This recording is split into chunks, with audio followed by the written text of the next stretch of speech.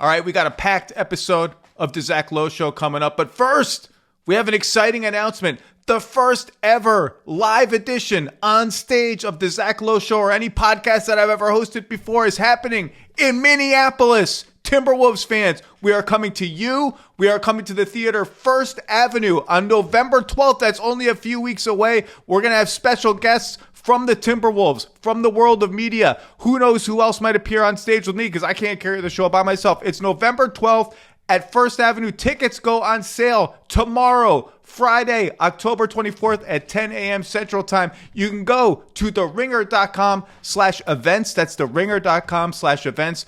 For all the details, you could probably get tickets directly from First Avenue. But again, November 12th, live show, First Avenue, Minneapolis. There's no Vikings games. There's no Twins games. The Wolves are off. They're coming back for a homestand. I'm going to stick around for at least a game or two of that homestand. November 12th, live edition on stage. Zach Lowe Show. Will I fall off the stage? Will I barf out of nervousness? Who's coming? Can we convince Anthony Edwards to come? Who knows? But go buy tickets starting tomorrow, October 24th, 10 a.m. Central Time. TheRinger.com/events for all the details. Now, we'll get to the actual episode because we got a lot to cover. We got gambling. We got basketball. We got Wemby. Oh, my God. The Zach Lowe Show coming up.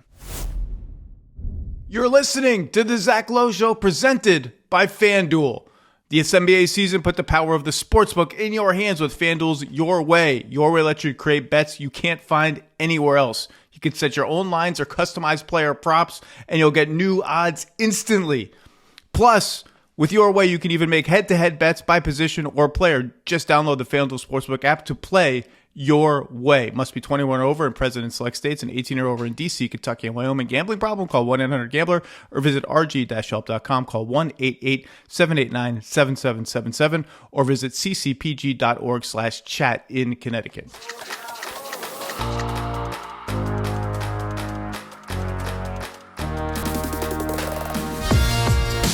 Welcome to the Zach Lowe Show. Boy, this day took a turn, and it took a turn into very dangerous waters for the NBA and for sports. David Purdum from ESPN, the betting expert over there. I would imagine your day has been pretty crazy, huh? Pretty crazy. We started hearing about the rumors of some sort of press conference last night. So we were trying to prepare as much, but text messages started showing up about 6:15 this morning about this. We have two separate indictments today. I've sat down and read them both. Indictment number one charges a whole bunch of people, including Terry Rozier, on sort of an inside betting scheme tied to prop bets in the NBA. You and I talked about prop bets a year or so ago about Jonte Porter. These prop bets are just an absolute menace.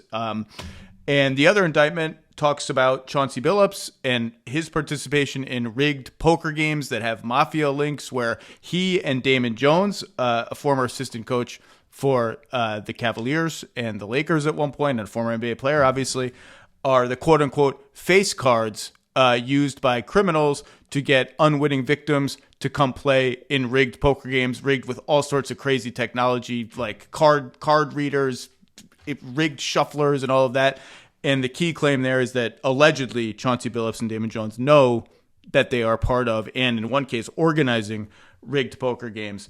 I don't know, man. Where do you want to start? There's actually more connections between the two indictments than I thought there would be when I actually sat down and read them, including Chauncey Billups. But where should we start? This is your world more than mine. I think we should start by first kind of defining the lines between what is game manipulation, like actually rigging NBA games, and what is sharing inside information. I feel like that's an important distinction. There are 7 games that were mentioned in the indictment. This is the sports betting indictment that resolve some sort of suspicious betting or insider betting, insider information sharing.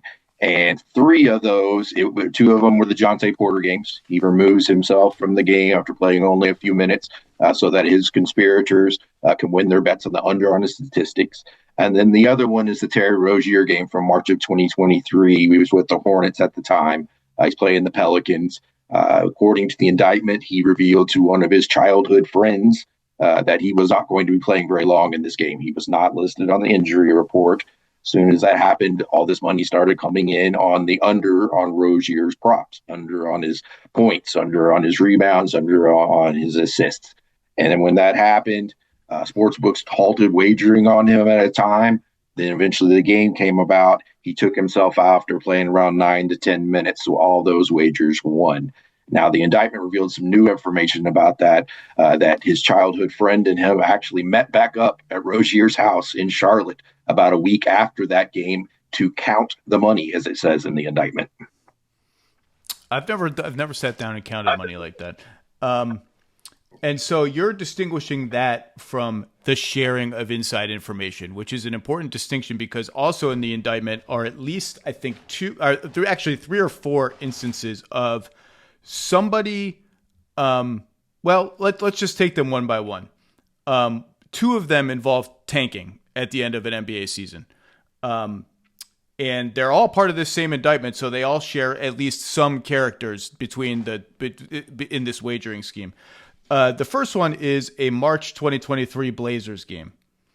And it says, co-conspirator number 8 told a defendant named Eric Ernest, who's the guy who comes up in both this one and the poker game one, notably, that the Trailblazers are going to be tanking, i.e. intentionally losing, to increase their odds of getting a better pick in the draft. And then people place bets on the Blazers not covering the spread in that game. Co-conspirator number 8. Okay, that makes me go back and read who co-conspirator number 8 is. He's not named in this gambling indictment. Co-conspirator number 8, though, is identified as, quote, an individual whose identity is known to the grand jury and a resident of Oregon. Co-conspirator number 8 was an NBA player from approximately 1997 through 2014 and an NBA coach since at least 2021. That sure sounds like Chauncey Billups, who is named in the poker indictment as well. And so what we have here is Chauncey Billups telling this guy, Eric Ernest, I don't know who this dude is, but he apparently knows Terry Rozier's friends and Terry Rozier, and he also knows Chauncey Billups.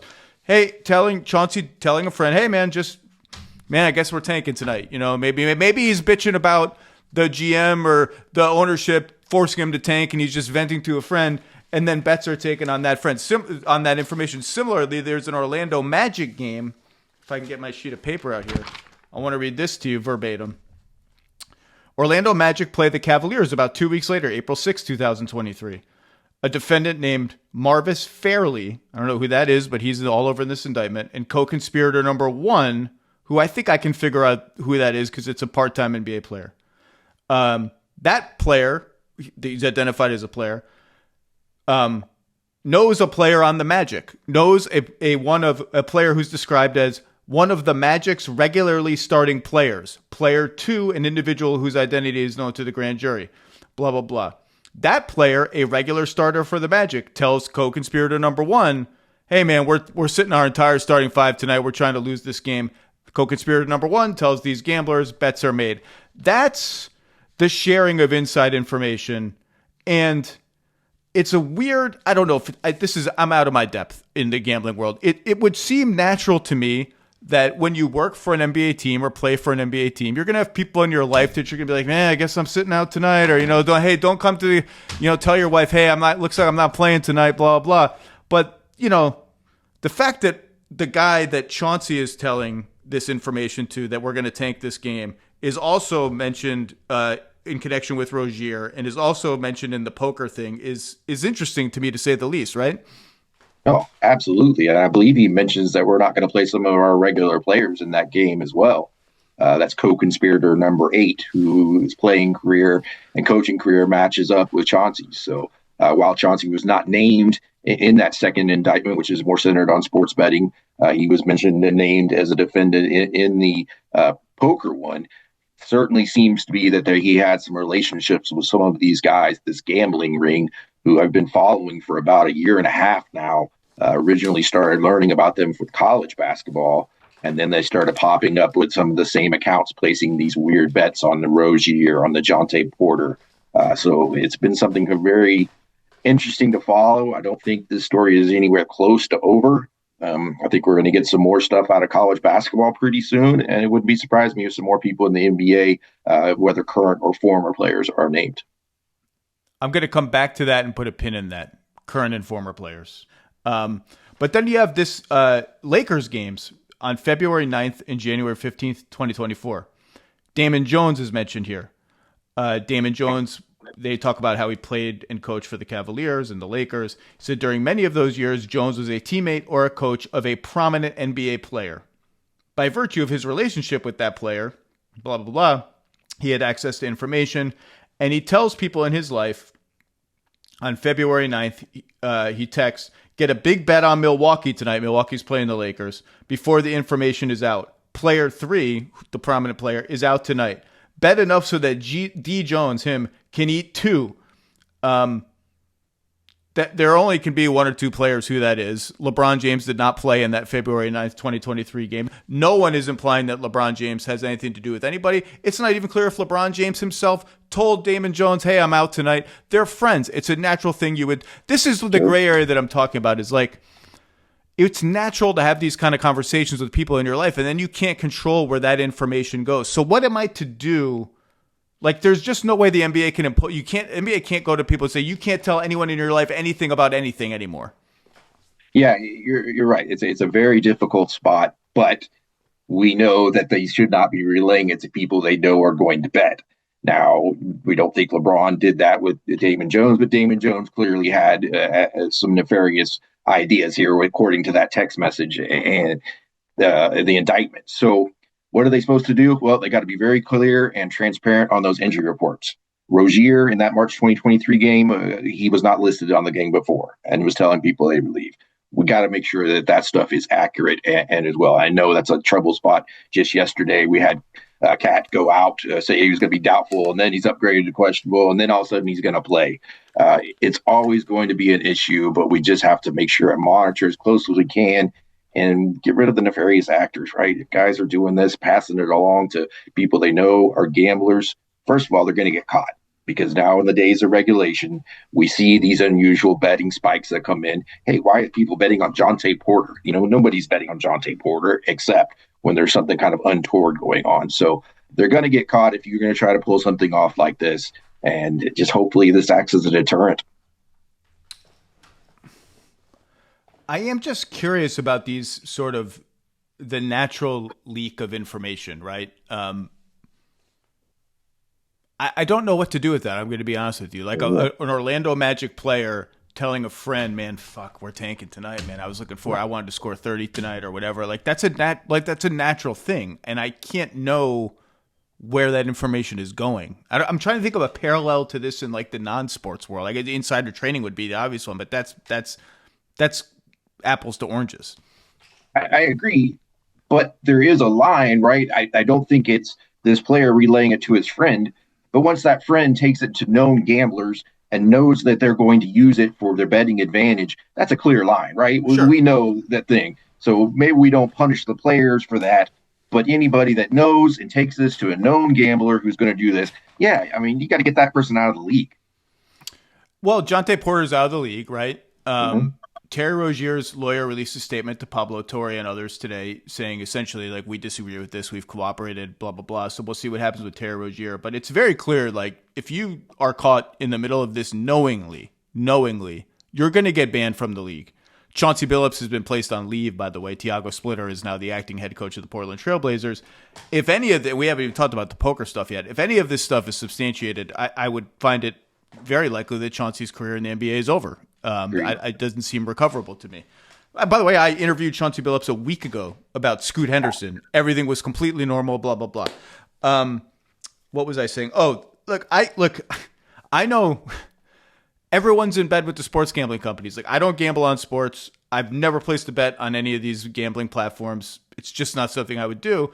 I'm also not naive to, like, who sponsors this podcast, who sponsors the Ringers podcast, who sponsors all, like, we're all complicit in some ways. I don't know how else to just be more bald-faced about it than that.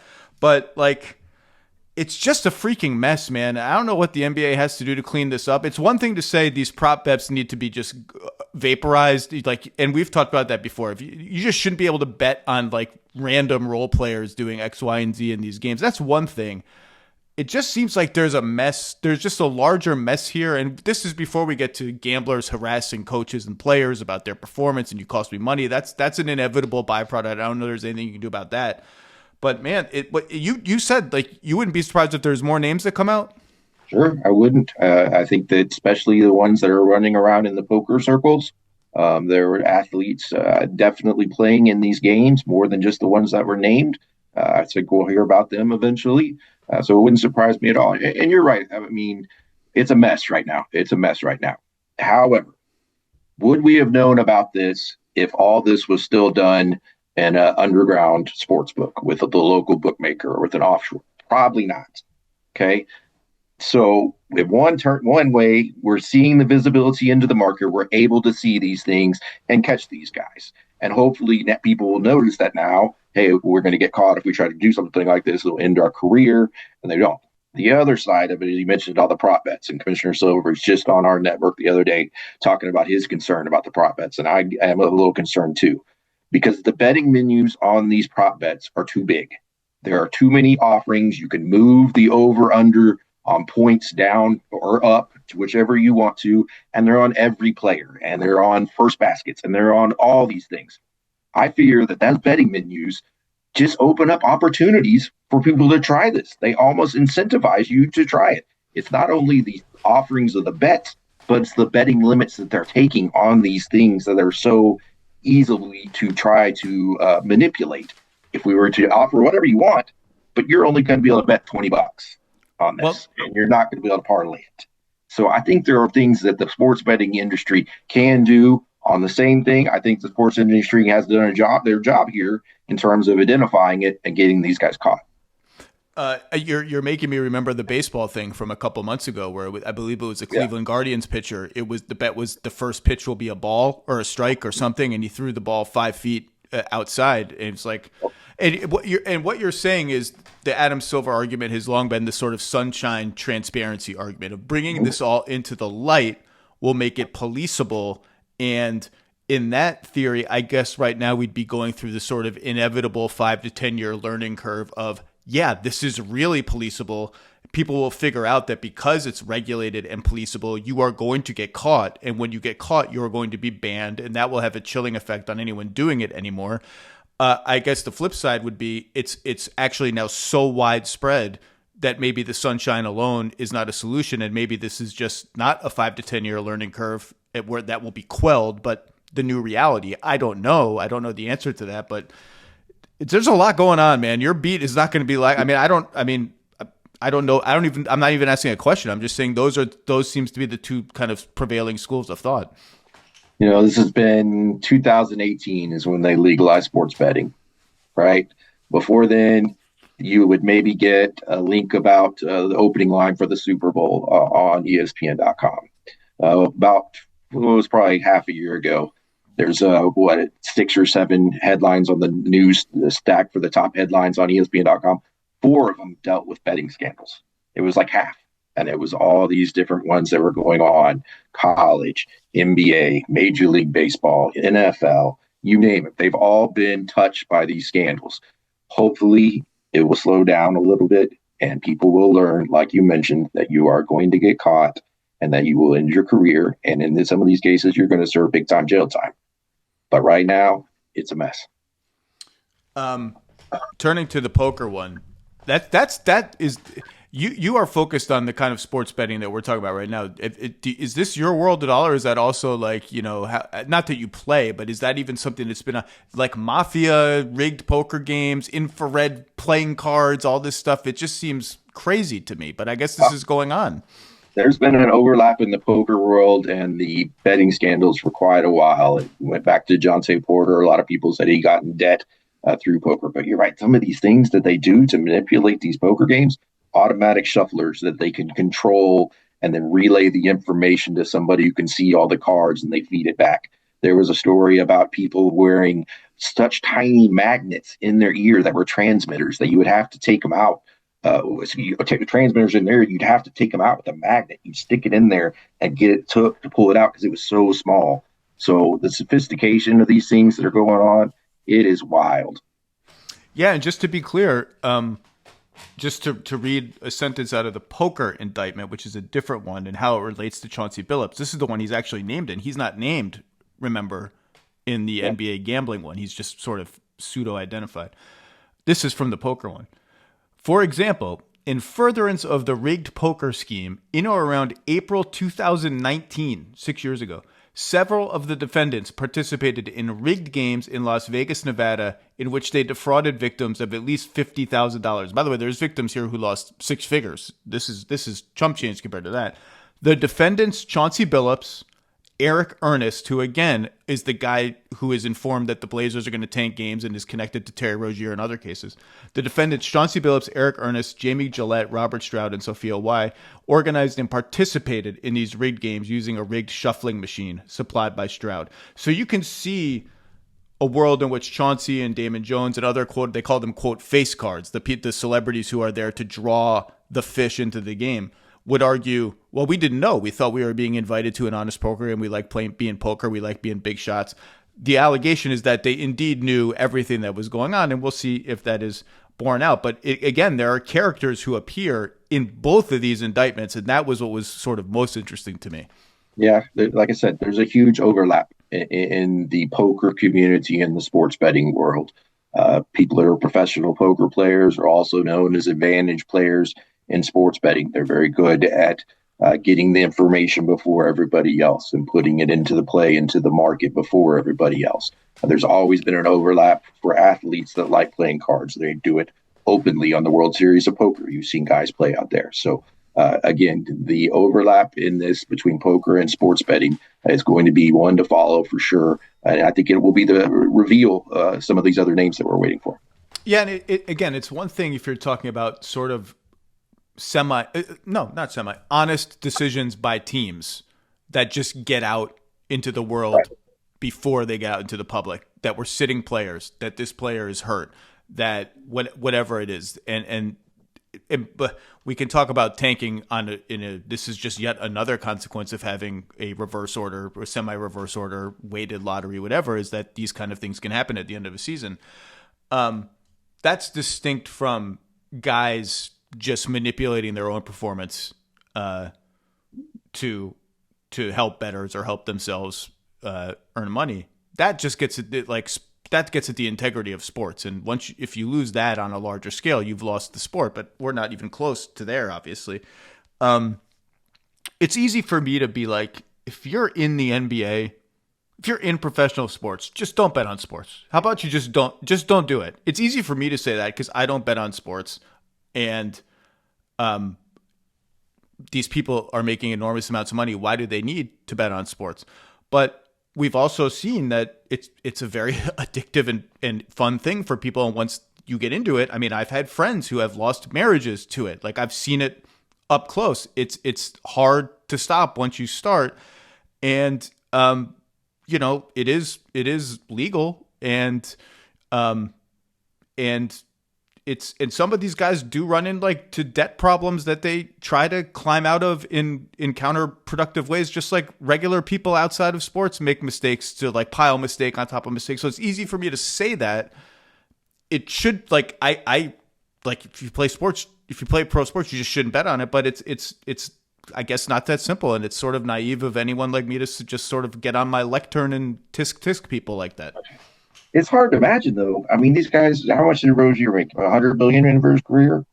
And he was willing to do this for how much ever money they got? Maybe a couple $100,000 down for his share. I mean, it is dumbfounding to me. I will say, though, to your point about addiction, when somebody is battling addiction and not betting responsibly within their means, you're not making good decisions at that point, right? You're in the thralls of an addiction. And it is impacting your judgment. So you're making decisions that are just not very good ones. And to your earlier point, we're 100+ years into gambling, chipping away into sports in one way or another. And in the case of the Black Sox, sort of, chipping away at the integrity of a World Series in 1919, more than 100 years ago. So it's not like a new phenomenon, but it is the kind of thing where it's like, if I'm Adam Silver, I want to get everyone in a room and just say, you delete all your accounts. You're just bright line. This is just not something you need to be participating in. Yeah, I completely agree. You shouldn't joke about sports betting if you're playing sports. You shouldn't place bets if you're playing sports. You should just stay completely away from it. But again, you that's one thing. But telling your friend who has a friend who has a friend, that your knee hurts or something is something distinct from that and pretty innocent to me. Yeah, 100%. What am I not asking you? What should I be asking you that we haven't touched on? Just another wild. It feels like we're gonna have a wild day like this every other year, but this is going to be. If it's the end of a head coach and Hall of Fame player's career in the NBA, this is going to be a before and after day in the history of sports and gambling and basketball. When we started hearing a coach was involved, I knew that this was going to be way bigger than if Terry Rozier had just been arrested on this. We've been reporting on Terry, it would have been a big deal. But once we started hearing a coach, and then when you start thinking about the co-conspirator number 8 that we talked about at the beginning of this is a guy that is transmitting information, not only saying we're tanking, because if you follow basketball, you follow the league, you know which teams are out of it and just playing for draft pick status.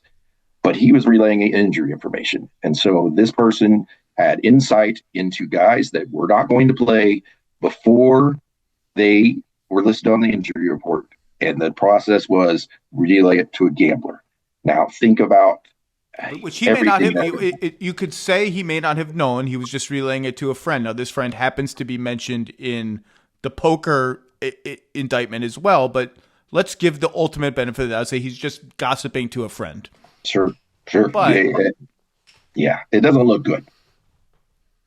What else? Have I been derelict in not asking something else about any of this? We barely touched. Again, the poker is the one that Chauncey has been arrested and charged with. The other stuff, he's not charged with anything. It just is mentioned that someone matching his description told a guy with connections to the gambling world that the Blazers were tanking that particular night. That's correct. No, I think you did a good job. I just want to reemphasize that I believe there is a clear distinction that should be made between sharing of inside information that allows better, and then actual players participating in schemes to go out there and manipulate their performance. I think that's a big, big deal. And right now, we've only seen that in 2 instances, 3 games total, 2 players, where the rest of this stuff, what seems to be sharing of inside information. All right, David Purdum, you've got a lot to do today. Thank you for making a little time for us at the Zach Lowe Show. We'll see you down the road. This episode is brought to you by Scout Motors. Everyone loves a good comeback story, like when Michael Jordan broke his foot in '85, and then returned that same season and set a new record for most points scored in a postseason game. Another comeback that's just as exciting, the Scout Traveler and Scout Terra are returning new and improved with 4-wheel drive and a projected 1,000 pound-feet of torque. Join the waitlist at scoutmotors.com. Concept vehicles not available for sale. Features and performance specifications are preliminary and subject to change. Joining the waitlist is not guaranteed to purchase. Visit scoutmotors.com for details. All right, first change of pace. We're going to talk about basketball that was played on the basketball court. Blake Griffin is here. 6-time All-Star. I'm going to say it. Future NBA Hall of Famer. Rookie of the Year. Current Amazon analyst, guru. I don't know what you are, what your title is, but I look forward to this great crew you've got going on Amazon. And thanks for coming on, buddy. Yeah, thanks for having me. Appreciate it. Glad to be on. Last time I saw you, we were reliving one of the lowest moments of your career. Yeah, man. Watching game 6 of the 2015 Western Conference semifinals together. We won't talk about that though. That was a tough one for you. That was fun. I imagine when you asked me to come on the pod, it was like, hey, we're just going to talk about you getting traded to Detroit. Just going to be the topic for today. We were going to go a little longer today. Then there was some big breaking news. So let's just I thought a simple way to just, you and I have been binging all the games, as many games as we can. There were 1 million last night. We're recording this Thursday afternoon. A good way to get off some of our early season first impressions, overreactions, whatever, would be, let's just, now that we've had a game to watch almost every team, let's pick our top 6 in each conference. I haven't done that actually in order, and then we'll just sort of riff a little bit. So we're going to start with the Superior Conference, the one you spent most of your career in, the Western Conference. Blake Griffin's top 6. We don't have to go through the play-in to get into the playoffs in the Western Conference. Let's go. I've got the pretty obvious Oklahoma City Thunder. I mean, I think they got better last year from last year, just by the simple fact that they have experience of the deepest playoff run you could possibly have. Chet looked good. Case and Wallace looked good. They didn't have J-Dub. Like, they just have guys that you're just like, yeah, they got it, you know, and barring injuries, I think they're they're the heavy favorite. So let's go Oklahoma City. Do you want to go rapid fire here? Yeah, just go rapid fire. Just go. Okay. 6. Oklahoma City. I got Denver. I got Houston, Minnesota, Warriors, Clippers. Okay, we have the same 6 in a different order. What do you have? Mine. Say yours again. It was Oklahoma City. Okay. Denver, Houston, Minnesota, Warriors, Clippers. Okay. I have Oklahoma City number 1. It's a no-brainer. Mm-hmm. And I don't think they actually looked great against Houston. No. In the first game, they look like a team who needed their second best offensive player. But everything that I saw from Chet was everything I expected to see from Chet in what is basically his second season or third season, rather, making a leap like that. Cason Wallace, I've mentioned many times, is like a sleeper, most improved player candidate for me, and just awesome game all around. Denver number 2. They're another no-brainer for me. I just think they levitate above the rest of these teams. I went Warriors number 3. Wow, really? I thought they looked awesome against the Lakers, who neither of us have pointedly. By the way, Draymond, congratulations! I was at the Knicks Cavs game last night, and someone who was there was like, "Did Draymond? Has anyone looked up whether that was the quickest in season technical foul from a player who was not even in the game? That has to be the record for quickest bench guy getting a tech." Oh, bench guy, 100%. Were we 6 minutes in? About 6 minutes in. I don't even know what he was mad. I think he was right. Whatever he was mad about was right, and the technical free throw was missed, and he went all ball, don't lie. Okay, I just thought they looked awesome. For Minnesota, starting DiVincenzo over Conley is a move I hinted at on this podcast last week. Conley playing only 13 minutes and looking kind of concerned me a little bit. DiVincenzo can kind of concern me a little bit, but I like Jalen Clark. I like Terrence Shannon. They're just rock solid. They go in at 4. Houston, let's talk about. You had them 3rd. I have them 5th. And then I have the Clippers 6th. And boy, will we talk about that. Mm-hmm. What did you see from Houston in an opening game loss at Oklahoma City that encouraged you, worried you, whatever the right? What did you notice? I'm going to start with worried me. Their just lack of ball handling. I thought Oklahoma City, the good news is there's probably not another team that can pressure you as much as Oklahoma City. The bad news is you have to beat Oklahoma City if you want to win a championship. So like they're going to have to see them in the playoffs. Now, that's not going to be a continuous problem as the ball handling in the regular season as much as it is against Oklahoma City. So I was kind of hoping to see Reed Shepherd, get some good minutes, be able to handle the ball. Defensively, it looked a little rough out there at times. I love Amin Thompson. Absolutely love him.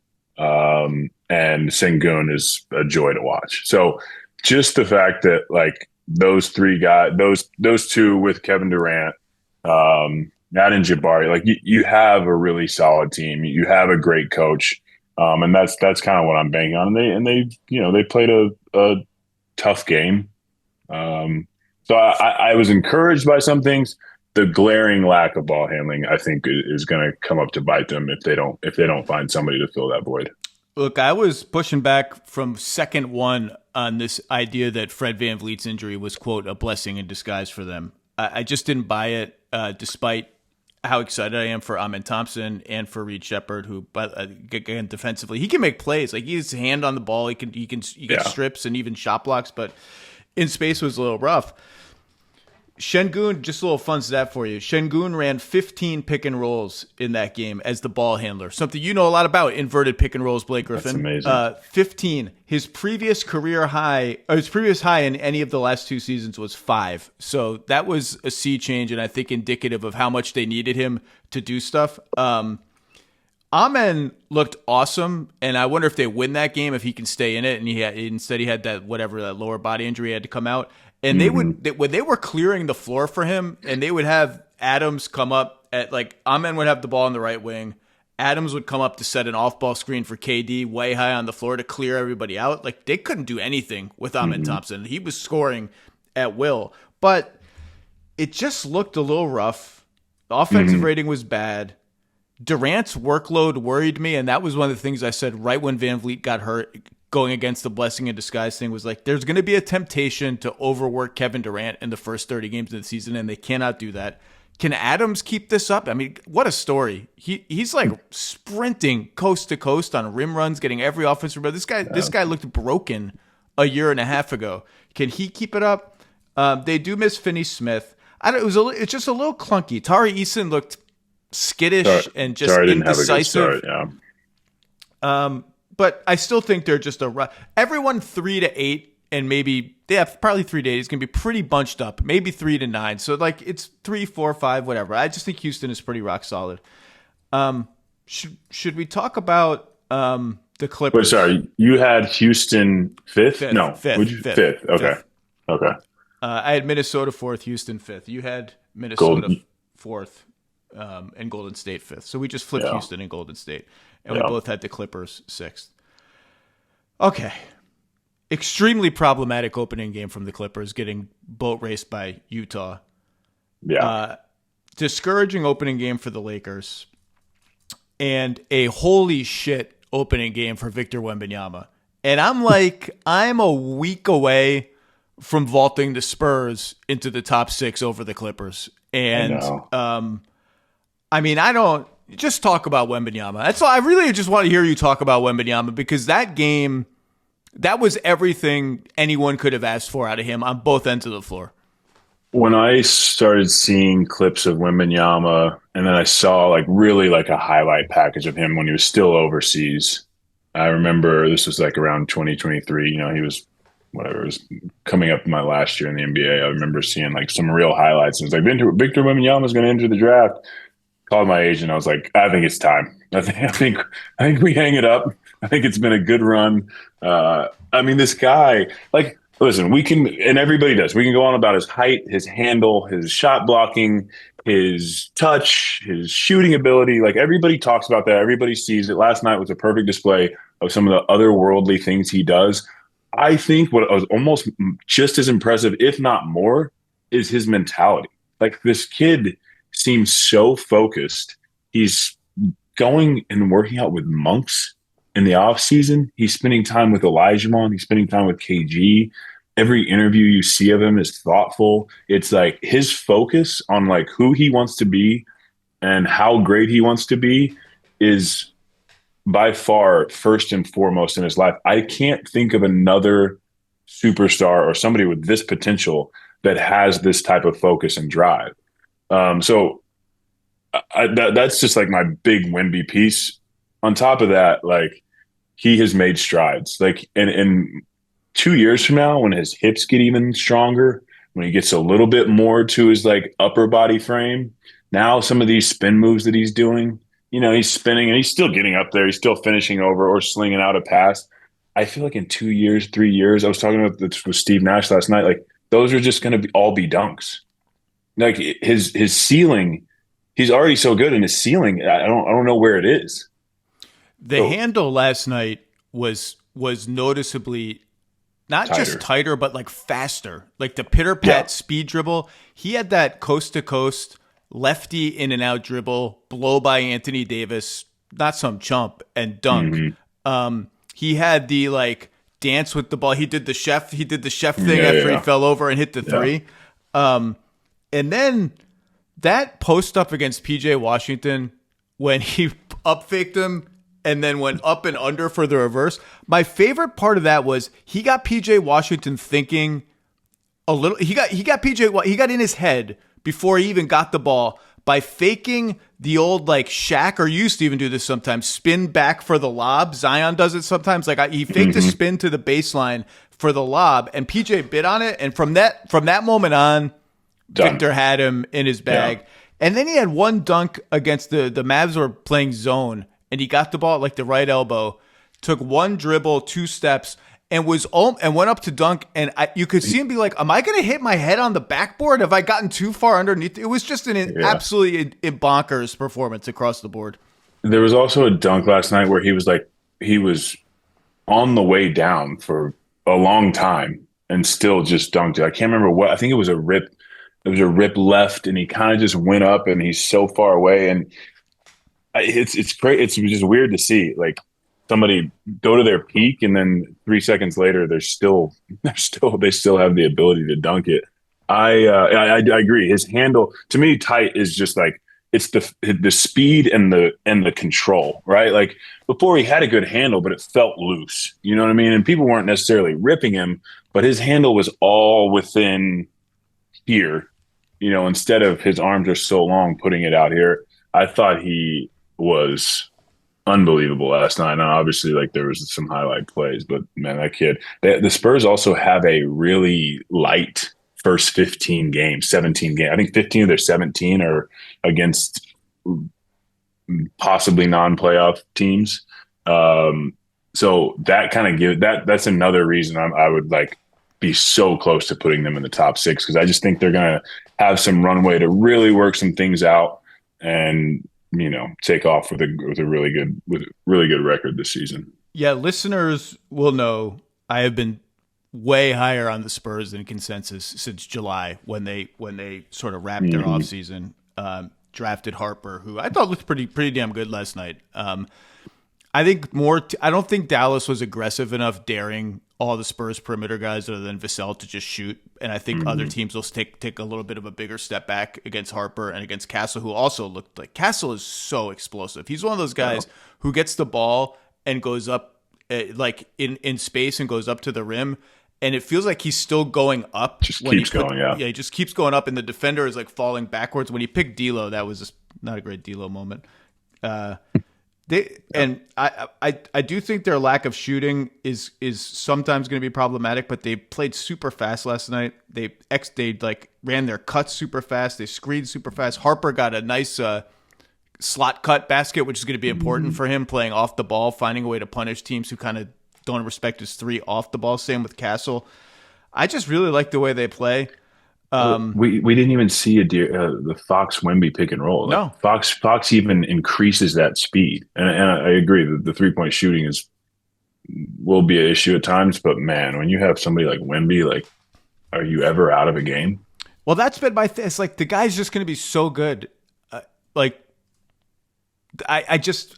I'm very close to just jumping them into the top 6 already. And I think Fox is obviously going to help them. Sohan didn't play. Cornette is a game changer for them. Having a legit backup center who can also play a little bit with Wembanyama, which we saw last night. That's a big deal. He was really good for them. Huge. He's been great. I'm a big Cornette fan. He's just a guy, knows his role, plays exactly. There was those moments when you see him catch like kind of at the elbow and they're back completely off and he's not even thinking, but he's like, nope, I'm just going to go to that next thing, go find that DHO screen roll. He will play his exact role, which I think is perfect next to Wemby. And the fact that Wemby is 7'6" and Luke Cornett's 7'1" and they can play together is terrifying.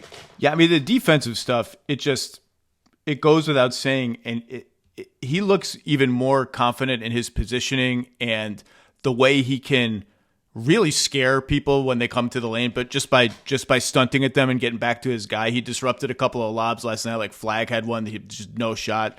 First impressions of the Dallas Mavericks and Cooper Flagg. So to be honest, I didn't get to watch a ton of that game. I was kind of watching. We had this Amazon dinner last night, so we were kind of watching on our phones, just kind of in awe. I just thought they just looked flat. I thought defensively they looked like they were discombobulated. It's funny, Sean Sweeney going from Dallas to San Antonio. I was talking to him the other week, and he was just talking about sort of implementing sort of that same thing. And it truly looked like Dallas lost their main defensive coach, and it looked like he went right to San Antonio. I thought their defensive schemes were they were just off. Again, Flagg, first game, I think he's great. I love his preseason stuff. I love his ceiling, but San Antonio was they outworked them at every aspect. I was slightly on Dallas when it came down to it before the season. I did Bills.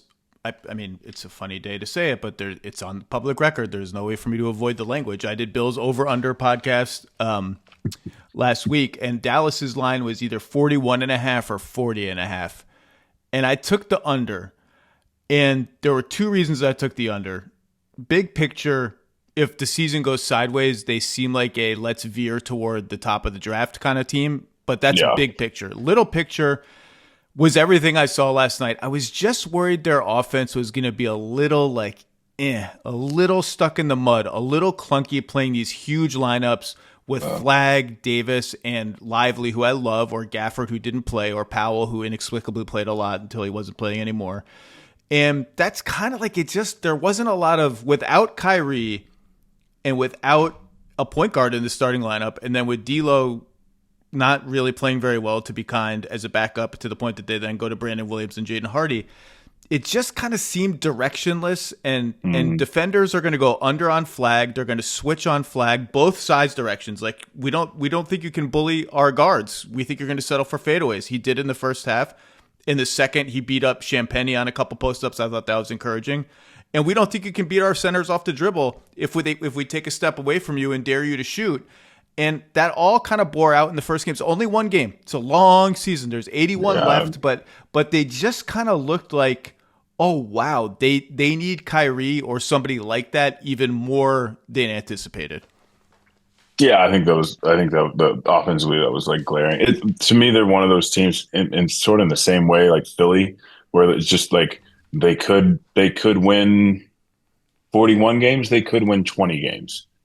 Health depending. I mean, Clay, we know how much AD is in and out of the lineup. Kyrie depends on when he comes back.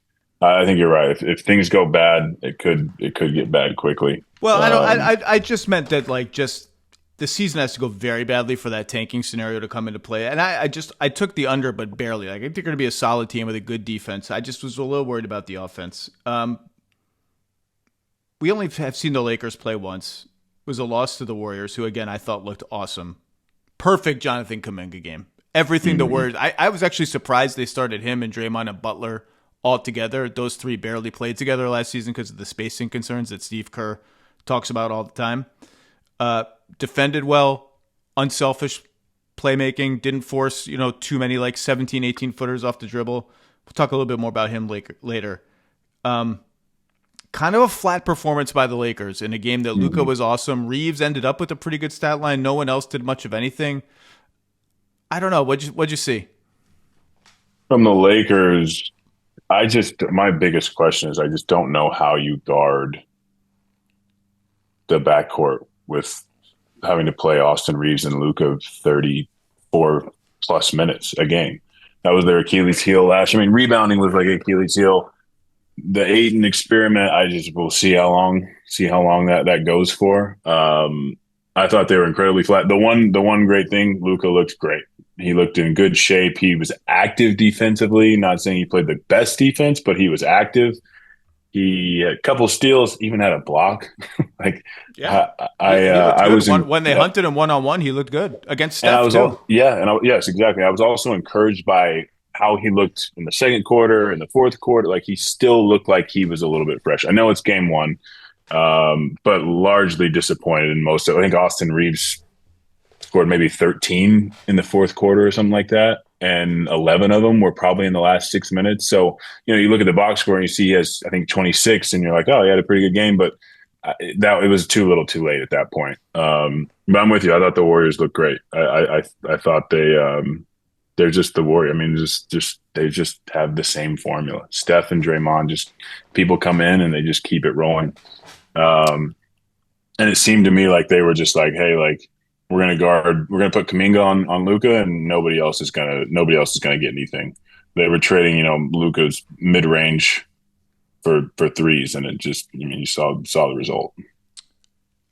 I saw you said a nice thing about Kuminga a couple of days ago on Run It Back, I think. With Lou Will and Parsons and Beadle, and I can't remember who else. Boogie. Oh, yeah, Boogie. I've always been like a Kuminga is good guy. I understand the flaws. I understand the limitations. I do too. And the thing I've always said is, like, because he plays for the Warriors, who have this totally unique style, passing, cutting, movement, selflessness, he sticks out a little bit. And as a result of sticking out, he kind of gets typecast as a selfish scorer, and sometimes he plays that way, but I've always said, like, if you actually watch him play, he's trying to do Warrior stuff. Like he's trying to do the quick pitch and pitch back to Steph. He's trying to do the like pass and go run and set a screen. It's not his natural game, but he's making an effort at it. And there was one play in that game against the Lakers. He got the ball in the right corner, deep in like coffin corner behind the 3-point arc. And I thought he was going to like dance with it and just say, you know, this possession's not going anywhere. I'm going to make it go somewhere. I'm Jonathan Kuminga. And he did for like a dribble. And then he saw Draymond at the top of the arc. And he whipped this pass out to Draymond. And he did it because he knew Draymond was going to hand the ball to Steph. And that's exactly what happened. I think Steph hit a 3. And then he had another like simple just drive and kick to Pajemski for a 3 where I was sure he was going to shoot it. But that first pass to Draymond is indicative of an understanding of I'm not just passing to Draymond, I'm kind of passing to Steph. This is like a hockey assist to Steph because of the way we play. I just thought he played a great game. The Lakers, I thought Smart looked all right. Like for a guy who hasn't played much last year, I thought he moved okay. I thought Rui looked okay. Ayton, not enough. Laravia, not enough. I don't know. It's just hard in the West, man. I think the Lakers are good. I just think without LeBron, do they have enough juice against these other great teams? That's why they're not in either of our top 6s. And my God, the Vegas loved the Clippers. I like the Clippers on paper. They looked fucking horrible last night against the Jazz. Yeah, one thing about the Lakers, the LeBron not starting the season scares me, and not knowing a lot about where he's at. The Ayton thing, he's got to roll. He has to roll and roll hard 2-3 times early in the game. Then he can maybe do his little thing. If you're trying to throw him a bone and let him get those little short rolls like it feels like he wants to do, I just think it just feels like he's just always kind of in the wrong place. He's got like that next gear to go to where, you know, he doesn't have to be a 25 and 15 guy. He just needs to be a 12 and 12 and make the right play guy. And it will go so far for Luka, it'll go so far for the Lakers, their defense, everything. So that was a little bit disappointing. I don't know that I was expecting like a huge turnaround from like the Ayton that we've seen, you know, over the years, but that's just kind of what I saw. I thought Clippers. Go ahead. Sorry, Clippers. I didn't really get to watch that game last night. I was sort of following along, but it just looked like everything was going in for Utah. I mean, I don't know. You tell me. Well, they just looked old and slow, which is really what they are. And they were missing one key bench guy, Bogdanovich. But look, I thought both the Warriors and the Clippers would have strong regular seasons. I think the Warriors are a little better than the Clippers. But I shut the title window pretty tightly for both. And again, it's a long season. The Warriors, I think, are even a little better than I thought they were. Butler just looks awesome. But it's just when everyone is that old on your team, and in some cases like Kawhi injury prone, it's hard for me to believe. Like Oklahoma City, as young and deep as they are, was running on fumes at the end of a four playoff series. Like they could barely gut it through to the end, and maybe they don't even win if Halliburton doesn't get injured. They're just, both of those teams are just so ancient in terms of their key rotation guys that it's hard for me to see them getting all the way to the end. But the Clippers looked very old and very slow, and maybe I was a little too pessimistic about the Warriors because they just are a machine that keeps on trucking. The Lakers, they just looked a little vanilla, a little predictable to me. And then I'm just monitoring Memphis at the bottom of this discussion because, you know, as long as Morant and Jackson are healthy, despite all the injuries behind them, Jerome and Pippen Jr. and Edey and Clark, they tend to win a fair amount of games. I didn't see their game last night against who they played, the Pelicans, but yeah, so that's where we are in the West. Want to go East? Yeah, let's do it. Top 6 in the East. I'll let you go first. Just say your top 6 in order, and we'll see how much we agree or disagree. Top 6. I'm going to still go Cleveland 1. I'm going to go Knicks 2. Orlando 3. I'm going to go Detroit, Atlanta, Milwaukee. We have the same 6 teams again in a different order. Cleveland, New York. I was at that game last night. Such a bummer when you get so amped for an opening game and so many dudes are out. Yeah. Orlando. I saw their game against Miami last night. Just another fall from a head loss for Miami, who just made a whole season of them last year, somehow opened the season looking good. Like I was watching the game. This is how I work. Like I was at Knicks Cavs, and during commercials and halftime and everything, I was watching Heat Magic on like from behind. I'm like, oh yeah, it's like I'm so glad I was high on the Heat, a little higher than consensus on the Heat. The Heat are looking good. Norm Powell's jetting around. The Heat are doing interesting stuff on offense. Knicks game ends. I go down to the locker room. There's like 7 minutes left in the Heat Magic game. Heat are up like 9. I get down there. I'm talking to people. I run into a Cleveland front office guy, and I was like, "Hey, see any scores tonight? Anything interesting?" He's like, "Yeah, Miami blew that one, huh?" And I was like, "What? God damn it!" So Orlando, Atlanta. Look, I'm not going to talk about the Hawks. Hawks, you're on notice after one game. I spent the entire offseason telling everyone how excited I was for you for the third of the last 4 years. You get run off their own freaking home floor by the Toronto Raptors, who look great. That's awesome. Atlanta, you are on notice. You're on notice. Yeah. You've done it to me before, but you're sticking at number 4 here. Milwaukee 5, Detroit 6 for me. A little concerned Detroit took only 24 threes against Chicago in their first game. So we have the same top 6. Here, look, Cleveland looked a little clunky last night. A lot of Evan Mobley and Donovan Mitchell just like, all right, we gotta create some stuff from nothing. New York missing Hart and Robinson looked decent in winning that game. Definitely. Did you see that game? I did. I watched most of that game. Did you sense that New York was playing differently on offense? Early on, it seemed like they were trying to make a concerted effort to play a little differently offensively.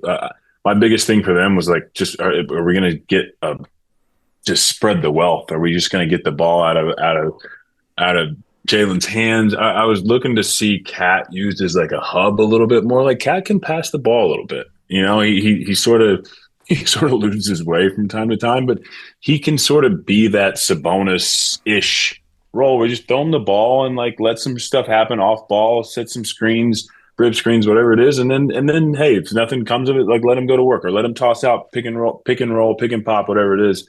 I thought they looked pretty good, especially considering Hart is out, and I think Hart is very important for them. I'm interested because we've been hearing a lot about the Cat Robinson lineup. I'm really interested to see how that lineup plays out.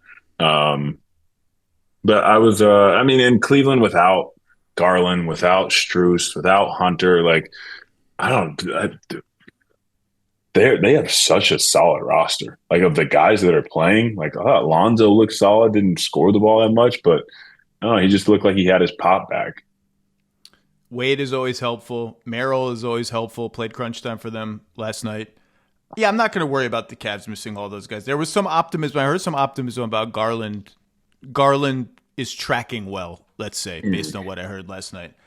The Knicks, I saw germs of what they want to play. They played fast, which was unusual for them. And clearly, like, whoever gets the rebound, OG, you want to go coast to coast, grab and go.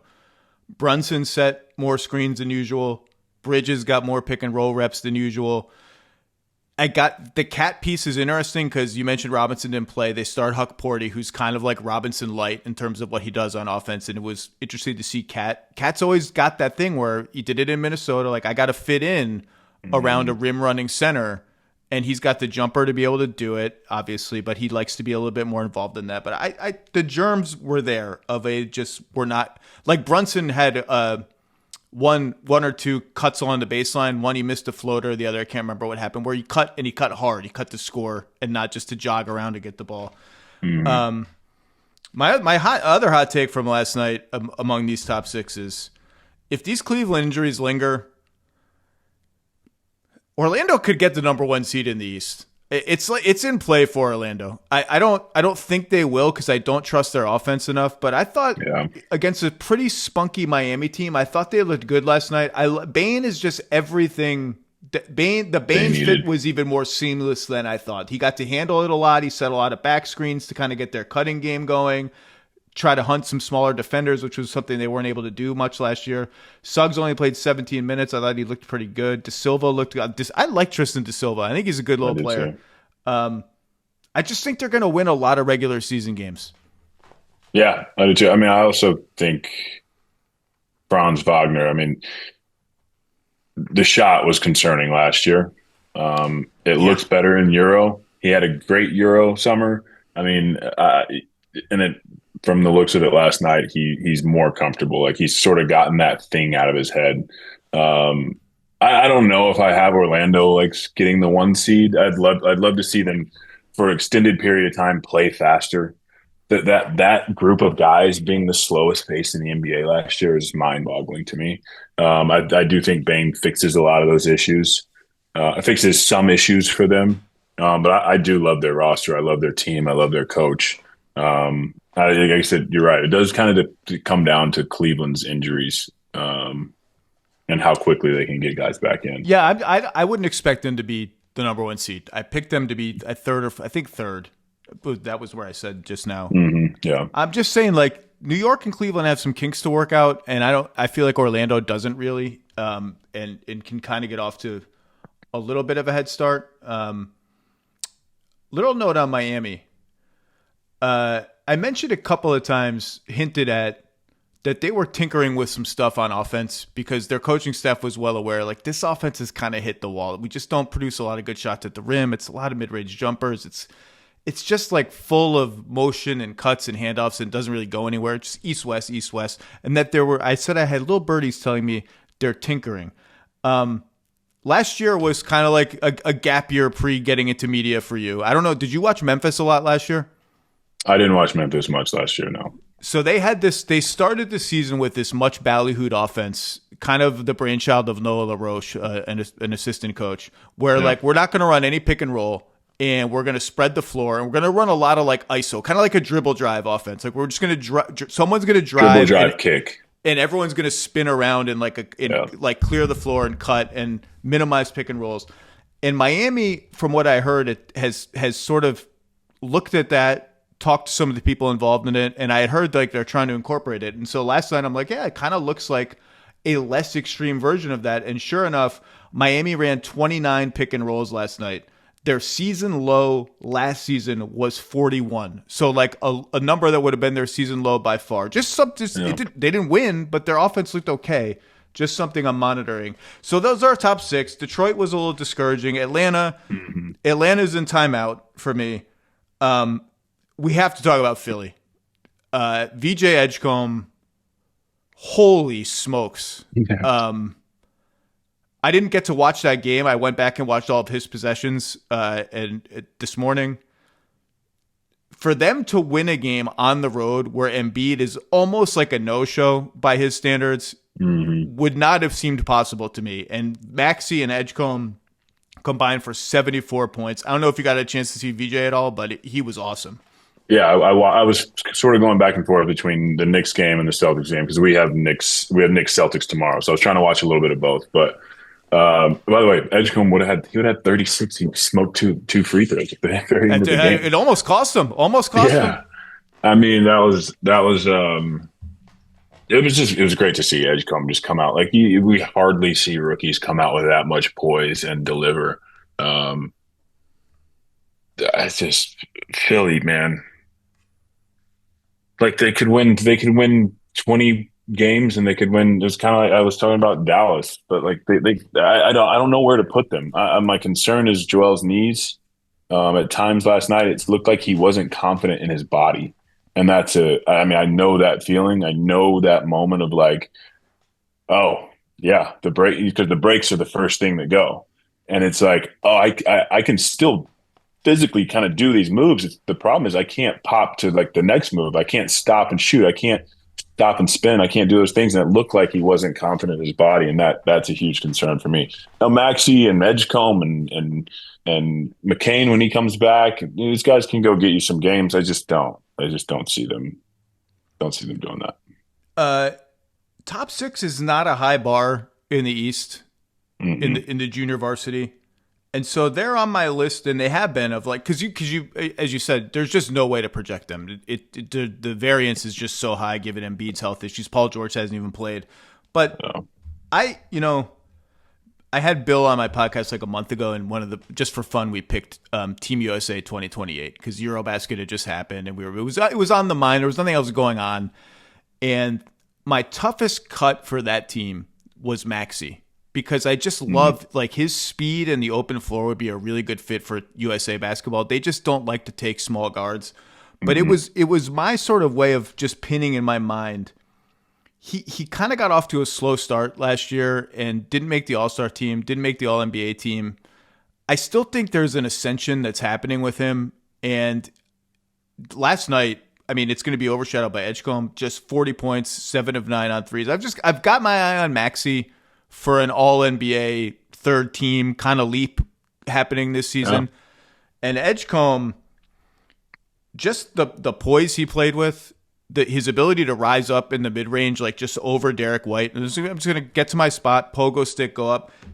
They let him run the offense with Maxey and Embiid off the floor. And Maxey, Edgecombe, Grimes, they played 19 minutes together plus 17. So that's interesting to me. I'm just flagging it.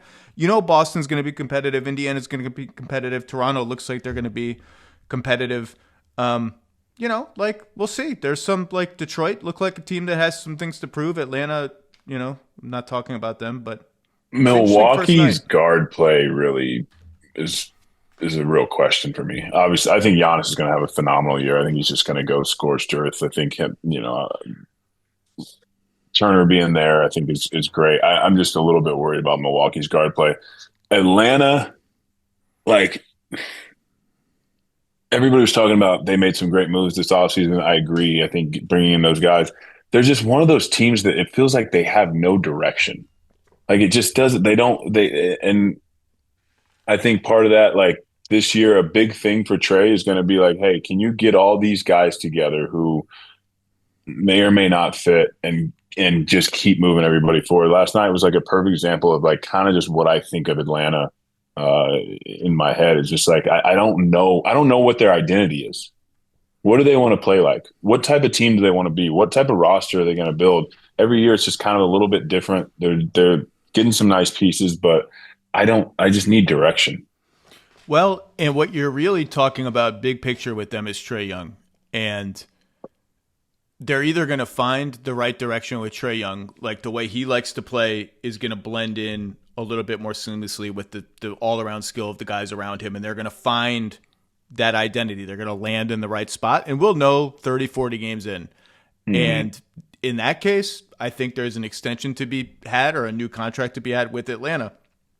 If we get halfway through and it feels like there's not a tug of war, just a little bit of stylistic dissonance between how Trae has played in the past and maybe prefers to play versus how Quinn Snyder wants to play, how Jalen Johnson and Arisa Shea and, all Okongwu and the other young guys they have on the team want to play with the draft picks they have come in. And I think that's just an interesting dichotomy there, and maybe it goes the other direction. I've been optimistic. It's been one game. I'm not getting off my Hawks bandwagon yet, but it was not encouraging. By the way, just going back to the West for a second, I saw Stephen A. today said the Spurs could make the conference finals this year if Wemby keeps playing like this. And people are going to laugh at that and say it's ridiculous. Like, I think that's a little much, but 3-8, 3-9 in the West is going to be pretty compressed. And what Wemby did last night was just, it was terrifying. Well, it's crazy. I mean, he was making some crazy shots, but I think impact-wise, like defensively, like there's going to be some insane 9-block games, 8-block games. There's going to be like I thought he was fantastic last night. I think he can play better, which is crazy to say. I mean, offensively, I think he was fantastic, but I think he can still play even better. And that's not even a knock on how he played last night. Like I said earlier, I don't know where his ceiling is. All right. I asked you not a trivia question, just a fun question before we did this. Pick your most important non-All-Star in the championship picture this season. Most important non-All-Star X factor. And by non-All-Star, I mean, hasn't made it and is unlikely to make it. So I banned you from picking Chet Holmgren, Amen Thompson, guys who just haven't made it because they're young or they've been injured. Like a legit, this guy has never made it, probably won't ever make it, but for whatever reason, he is massively important to the championship picture. My non-All-Star pick is Cameron Johnson. I think same pick. Really? Same pick. I'll go Aaron Gordon because you picked Cam Johnson, but Cam Johnson was my pick. So a lot of everybody's talking about Atlanta. Their off season, Nikhil Walker, Chris Stapps, all the guys they added. To me, Cam Johnson going to Denver, Bruce Brown going back to Denver, like they really they are the team that got better the most because it put them in such a good spot to contend for a championship again. They took Oklahoma City. I mean, they took Oklahoma City 7 games. Like they were right there. And Cameron Johnson is, to me, exactly what they need. And he's the type of guy who benefits greatly from Nikola Jokic. He's my pick too, because I think Michael Porter Jr. was a great fit with Jokic also, and they won a championship, so obviously he was. I think because of all the warts in his game, inconsistent on defense, podcast game off the rails all summer, he's kind of gotten dismissed a little bit as like, oh, this is a no-brainer upgrade for the Nuggets. And I said right when it happened, the biggest upgrade is Cam Johnson's ability to keep the offense moving off the dribble, to attack a closeout, make the next play. Michael Porter Jr. was just not comfortable enough with his handle to be able to do that. But on the flip side, he's 6'10", with a Durant-like three-point shot that he can get off over anybody. And Cam Johnson's a little smaller than that, needs a little more space than that at times. So he's got to really leverage and I'm not sure he's a defensive upgrade over Michael Porter Jr. He probably is in space, but he's not on the glass. Michael Porter Jr. is a better rebounder. He's a little bit bigger. He can make some plays at the rim. All of which is to say, Cam Johnson keeping the machine moving and making 40+% on his three. He can't be like a 37% three-point shooter. He's got to be knocked down. Like, I want his catch and shoot 3 percentage this year to be like 44%. And he's really got to have like career best doing stuff off the dribble, off of closeouts to make this a no-brainer upgrade. And if he does that, it is going to be a no-brainer upgrade, and their offense is going to be extremely hard to stop. The cliche answer would be Jamal Murray, because it's always Jamal Murray. But I just feel like he's kind of an honorary all-star because we talk so much about how he's never made an all-star team. He kind of doesn't count for this. Yeah, I agree. I was when I was going through the list, Jamal didn't make much sense. I kind of did the same thing with Aaron Gordon. I mean, I think he's been so good for them, but to me, it's Cam Johnson for all the reasons you said. I just really like a guy who you just know exactly what you're going to get from him in terms of how the style of play. I think he's going to greatly benefit from playing with Jokic. Did you make a finals pick yet on any of your many platforms or not? I did the whole media, sir. I went on a limb and I said, not with the West. I had Oklahoma City. I wanted to possibly say Denver, but I have Oklahoma City, and I went with the Knicks. Me too. Same finals. I went Oklahoma City over Knicks. But I just one game in. It's amazing. And we're not even one. We haven't even seen there's like 8 teams that haven't played yet or something. We haven't seen Denver. We haven't seen We haven't seen Denver. But just one game in, it's like, oh yeah, there's so much. It's like unwrapping presents. It's like, oh my God, this toy looks like this, and this. There's so much we don't know. All right, Blake Griffin, when are we going to start seeing you? Like, when does the full blast Amazon schedule start for you? We start tomorrow, October 24th. That'll be our first game. We got Knicks, Celtics. We got Minnesota. We got Lakers.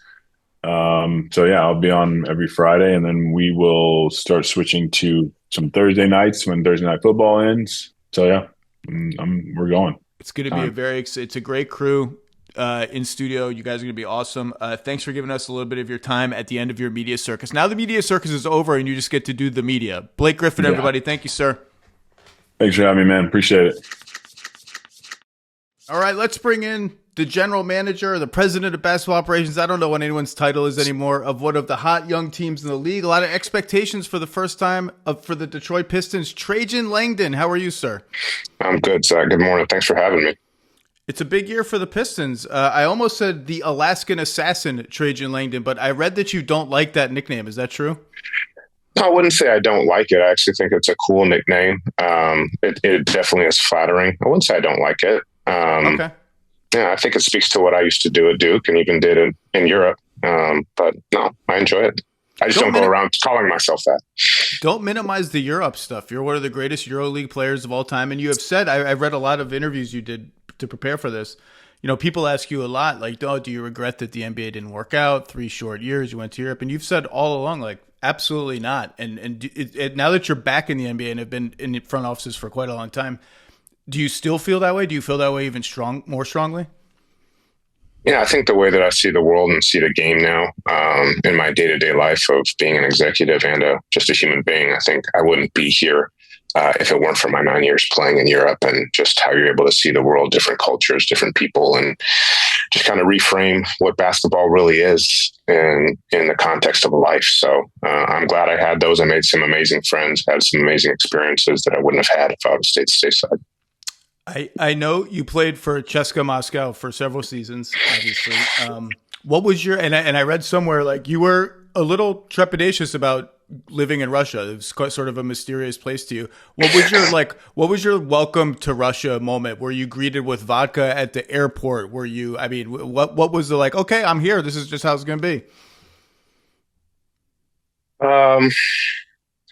So I went back and forth with my agent at the time, and I had actually signed a contract in the ABA at the time to go play for the Orange County Crush. And the money just kept going up like every 2 days with the offer in Moscow. And finally I turned it down twice. And finally my agent called me and berated me on the phone. He said, "You're making a huge mistake." So I called them back. I said, "Okay, take the deal." And they said, "Okay, they want you on a plane in 6 hours." I said, "No, absolutely not." They said, "They're flying you straight to Kazan to play a big league game." And I was like, "No, I need to come and have at least 1 or 2 practices." So my welcome to Moscow moment, although it wasn't Moscow, was getting into my apartment and realizing that I didn't have a bed and I had to sleep on a sofa for the first 2 months. Okay. Yeah. But the Moscow itself was so big, so expansive that people took a second to get used to, but Russians are just hard exterior, soft interior. So it takes you time to get through that exterior, but great people that I enjoyed getting to know in my time there. Is it true that you were once gifted a Soviet rifle, and do you still have it?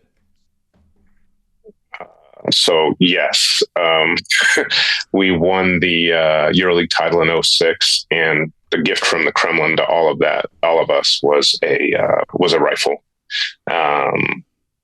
It was a replica, but it was also told that it's just blocked. So if you had somebody go manipulate it, it could turn into a full-fledged working rifle again. So I could not put it on the plane, nor could I have it shipped. So it is still in Russia.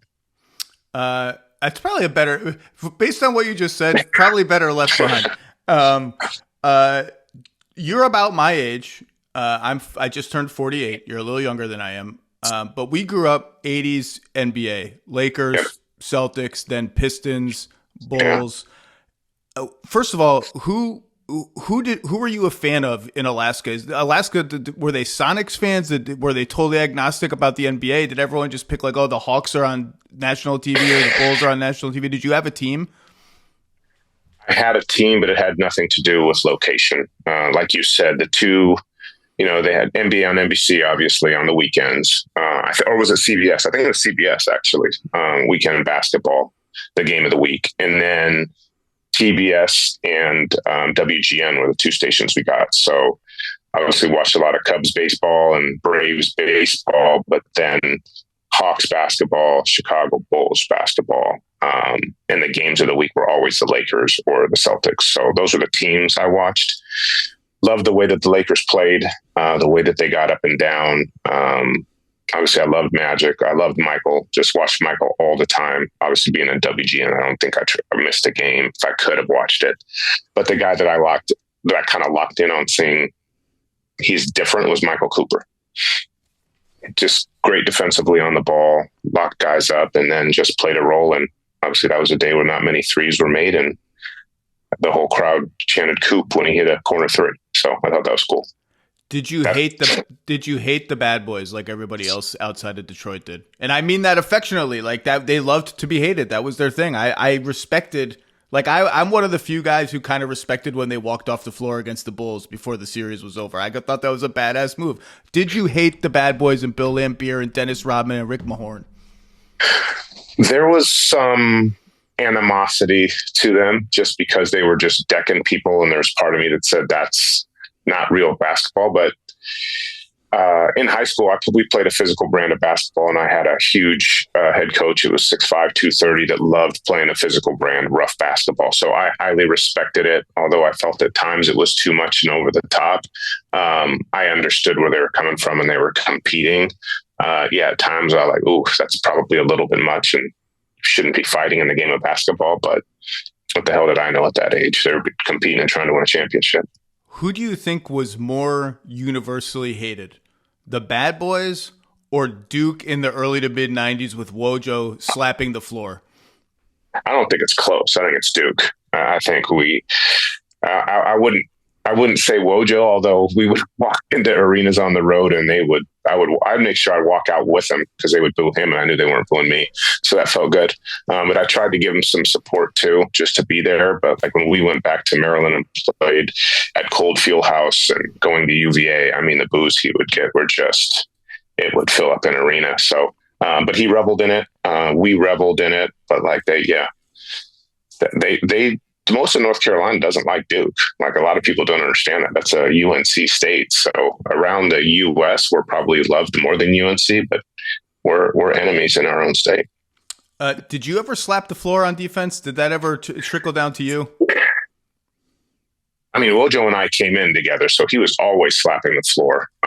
We were freshmen together, so maybe once or twice, but I was just more of like, let's strap up and guard. That just was kind of who I was and how I played. I was pretty non-emotional.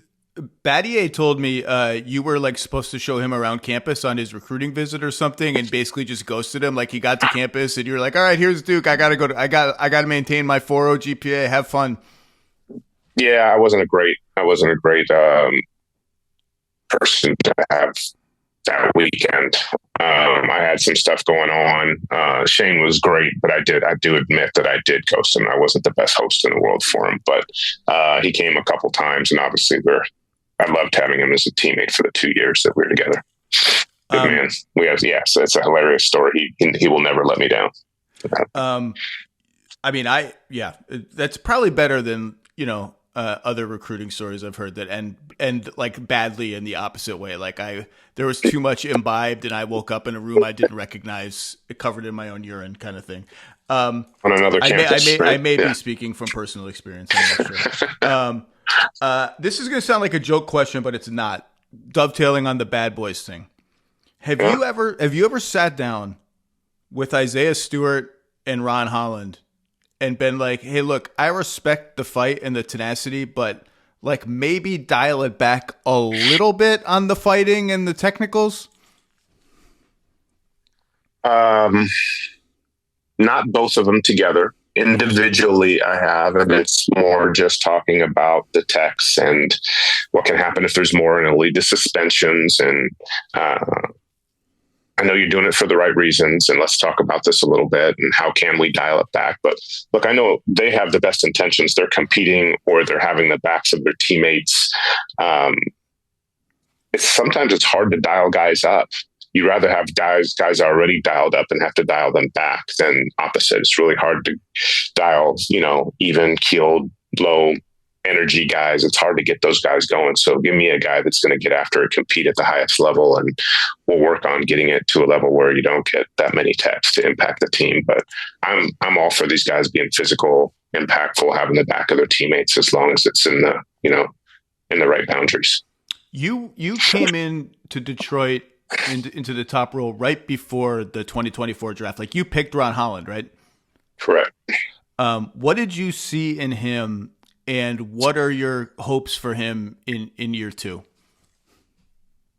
Yeah, I think a lot of the things that we look at, eyes, ears, numbers, things like that. When you look at film, you watch him live. I got to see him live before he hurt his wrist out with the Ignite. Size for position, and then you hear about how much he loves the game, how much he studies the game, how much he works on the game, how coachable he is. But you're always going to hear varying opinions throughout the draft process. There's going to be some workouts, or maybe you hear, oh, he had a bad workout, he couldn't make a shot. Pro day, he couldn't make a shot. But then you start dialing in, listening to interviews. We got a chance to interview him in Chicago before I got there. I was actually still with New Orleans during Chicago pre-draft. So I got to listen to the audio of Ron, and I did a whole lot of digging on his personality. And that was huge for me when we're trying to establish an identity, is have somebody come in who's willing to work, who's a high character young man, size for position, has a chance to be a big time defender. And we all felt that the shot could be fixed. So I think adding all those things in, we just felt he had a chance to be a pretty good NBA basketball player. And I know he's going to reach his ceiling because he works, he listens, and he loves the game of basketball.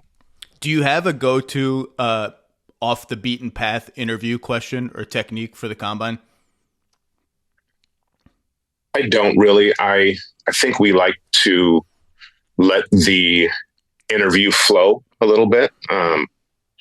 Ask a couple questions about who the person is, what drives them, how they got to the seat today. And usually we allow them to steer the conversation. It usually gets to a place where they reveal something about themselves. If we need to find out a couple things here and there, we can grab it out of the interview. But I think the biggest thing for us is trying to let that person feel comfortable being themselves. A lot of these guys come in and they've all gone through the process of being, they know what's coming, right? And we want to get them out of the rose rote answers of, oh, I did hear this. This is what I should say. No. Say what you want to say. Feel comfortable in here. And that's hard getting them to that spot because they're doing 6 to 8 of these a day, and they're doing 15 over a 3-day span. So they've all been prepped, but we want to get them to relax and have a good time with us.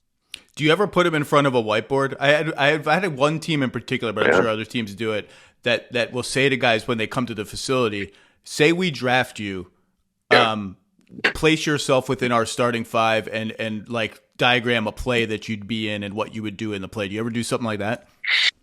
Yeah, we'll do it in Chicago. We'll have a whiteboard, especially more for guard play than any other position. Draw up their favorite play, what they want to get out of it. And then, sometimes it's, do they draw it up for them or do they draw it up for somebody else on the team, right? And you get that insight into how they think. And then, we'll do some things in terms of like retention, right? I think a lot of teams do. Like, here's a play.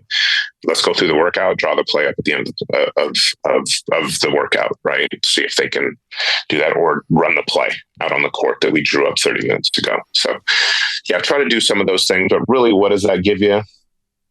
I don't know, 0.5% of the entire picture of what you're trying, the data points to draft a certain player, but try to make it fun, try to make it interesting, and get as many data points to make you feel comfortable or figure out that this isn't the guy as you can in that month's process.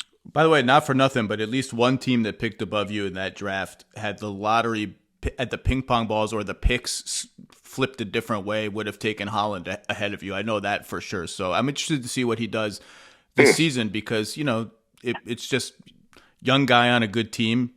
There's a big role for him potentially off the bench, right? Like you need like backup forward, backup wing minutes. Yeah, I think, Zach, he's been in the gym a lot as all of our guys have. And I think a lot of people saw what he did in the few games in Vegas in Summer League where he was the leader of that team, took a step playing both ends of the floor, showed some things he can do at all 3 levels. And we're hoping that transitions into the regular season as well. But he's got a chance to be a good player in this league for a long time. Did you get anywhere close on extensions with Jaden Ivey or Jalen Duren?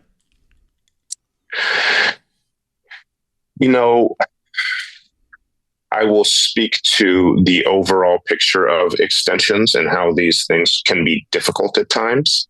I think players and their representatives come in and I think they try to work with the team, but at the end of the day, their responsibility is to get their client the most money that they can.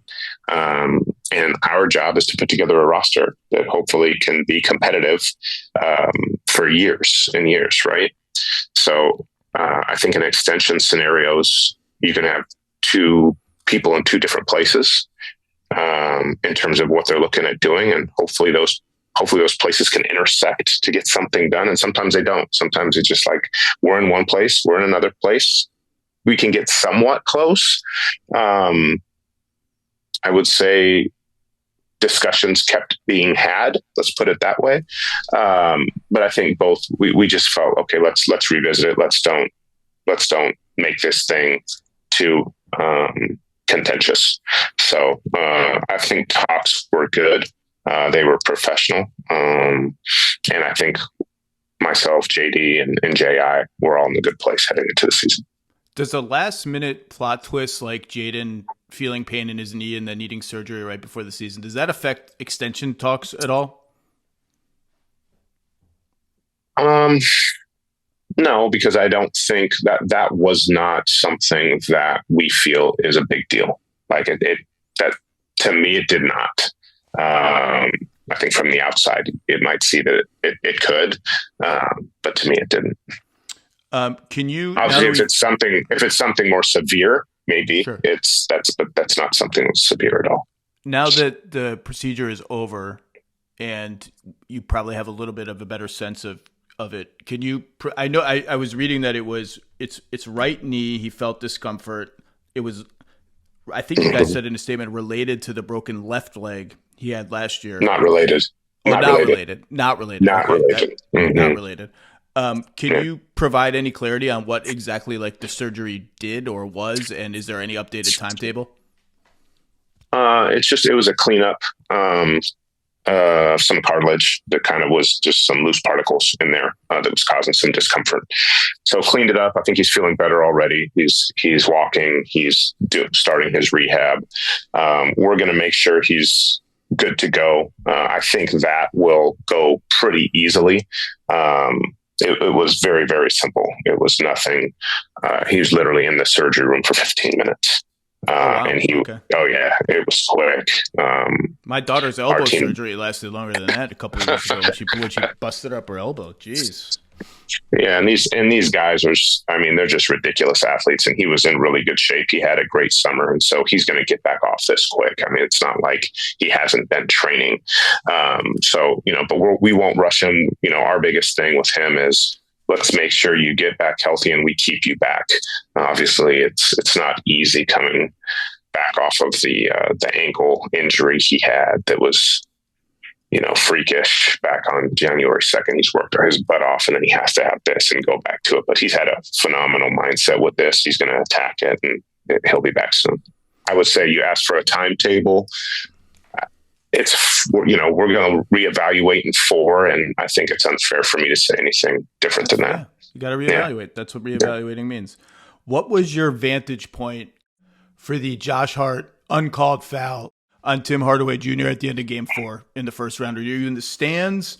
And what is the aftermath of that game? Because that's your first, as the top guy, that's your first like hothouse playoff. Oh yeah. Refs maybe did you wrong. How's the team going to respond? What do you want to project as the leader? What is that whole sequence like for you? Obviously a huge game for us because we wanted not only to keep the series. I think it would have tied the series up, but the fans were so good, Zach, going down the stretch for us in the last few months and during the playoffs. I mean, that place was rocking. We wanted to win one home game for the fans, right? That would have been not only for our players, but for the fans and for the city. We were competing at a super high level, and I think we put ourselves in a place to win a game. And sometimes that's all you can ask. And obviously, so where we sit is basically straight diagonal across the court from the play. And so I got a pretty good vantage point, and obviously they're going to show the replay 100 times. From where the ref was, that was a tough vantage point to see because it was kind of blocked. So in our talks and understandings with the league, we understood why he made the call that he made. Was it difficult for us to swallow and move on? It was, but I think you just have to. And I think JB staff and our guys did a tremendous job of moving on and going on to New York and get Game 5. But it was tough in the moment. Obviously, you go in the locker room, guys are pissed and they're yelling, and how does this happen to us? And is there any repercussions? And you just got to calm guys down. And it's part of the game at times. It goes your way sometimes it doesn't.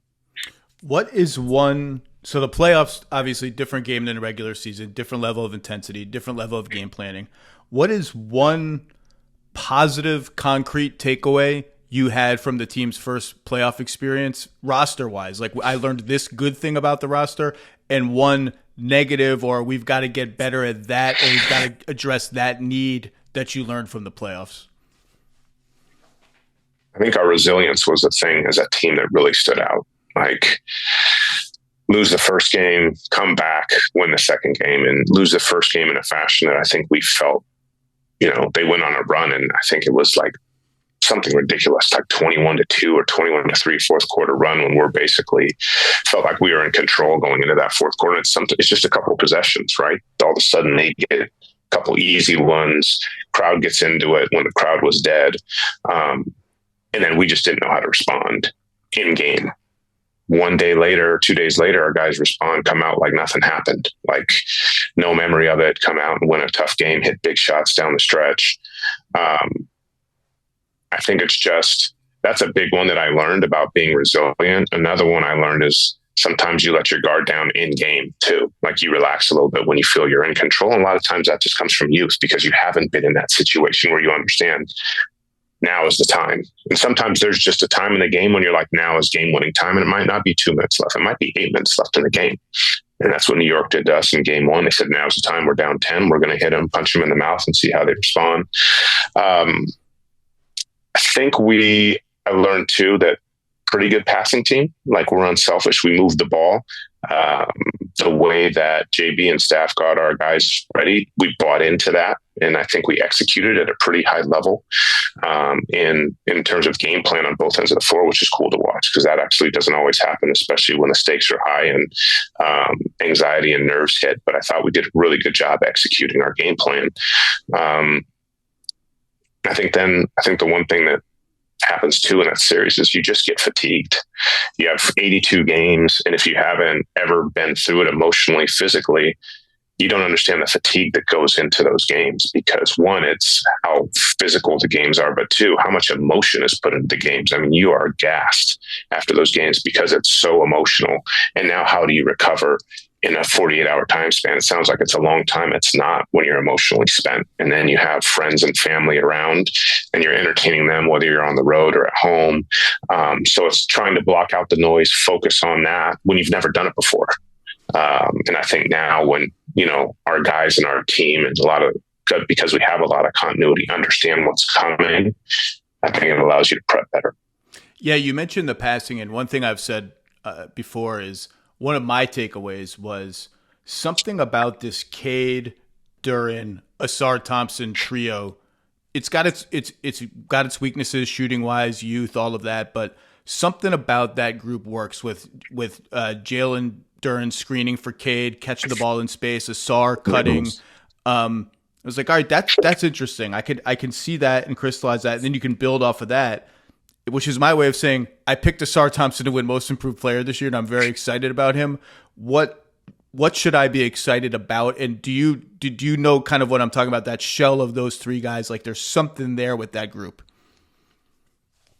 Yeah, I think they're connected in a way where they look for each other, which I think is cool. I don't know where that came from. I think it's just being together. And honestly, I think going through the season that they went to the year before, when it's like, let's try to figure this thing out, we're losing 28 games in a row. I think there's a galvanizing moment with winning a lot, and there's a galvanizing moment at times, especially with young players with hard times, right? They have to pull together and have each other's back. And I think that's what happened with that team the year before, especially going into the following year, is they do have each other's back, and went through some tough times that I can't even understand the things that they were going through in terms of that losing streak and only winning 14 games. But they're incredibly unselfish. They come to work every day.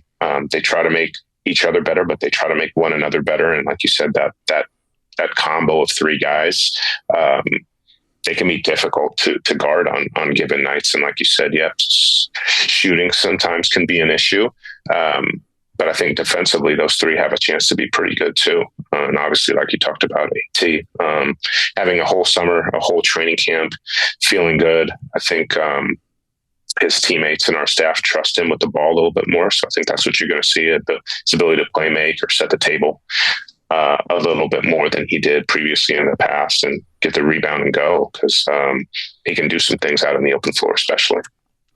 You have played 0 regular season games as we are recording this. And I know you cannot talk about any specific players around the league, and you won't want to talk about any of your players. So I will ask it as vaguely as possible. Will you be open to the idea of putting some chips in a win-now trade if the right scenarios present themselves? Or are you just like, we're just going to build what we got and see what this is? Yeah, I was actually asked that at an event that I spoke at the other day. It's a great question. There's no way I would have ever thought that I'd be a buyer at the trade deadline last year, right? And there was no way until 2 weeks before the trade deadline that I told my staff, okay, let's go get a guy that can help us. And I didn't know that Dennis was going to be the one, but we were looking to see which would be the best fit for us at the time. If that opportunity presents itself, I think, we have to look at everything all the time to make us better. And so, does that mean we're going to be super aggressive? Does that mean we add on the margins? Does it mean we put all our chips in? I don't know right now. I do want to continue to see our young core grow and understand who they can be and who we can be with them as the pieces. And I think in our eyes, if you pull the trigger too early, then maybe you don't understand who they are, and some of their growth gets kind of it gets hurt because maybe somebody gets in their way. Somebody's playing 38 minutes when those minutes weren't eaten before. So we analyze that stuff a lot, and we'll continue to assess our team and our players as the season goes along and understand if that's the right path or not. Okay, 2 fun ones to wrap up. I had forgotten or never knew that you were a high-level baseball player, high enough to get drafted and accumulate some minor league stats.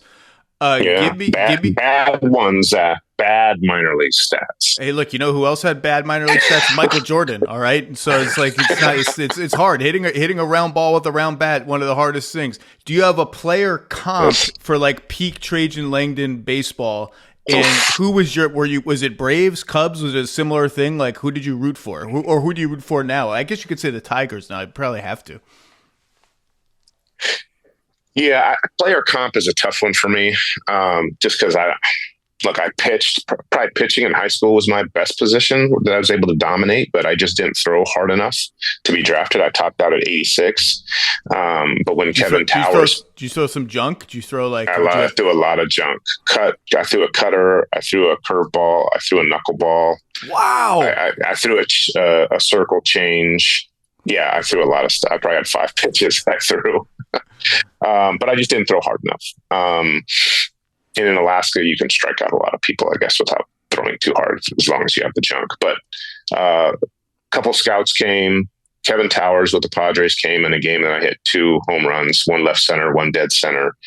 And they drafted me as a third baseman because they liked my bat and they liked my height and wingspan at the corner. And I'd never played at the hot corner before. So that was, playing the hot corner and not seeing it in in little league ball or high school ball. And then you see it, and it's a completely different monster how fast that ball gets on you at third base. But no, I enjoyed it. It humbled me tremendously, playing every day, staying at Days Inns, staying at Holiday Inns, getting $12 meal money on the road. I think my monthly check my first year was about $450 a month. So it definitely was humbling coming from Duke basketball and going to play minor league baseball. And I played 1 summer in Spokane and 2 summers in Idaho Falls. So learned a lot of lessons, but also understood that you have to love the game of baseball to play it at that level. I mean, it's a lot. It's a lot of time. And it's every day.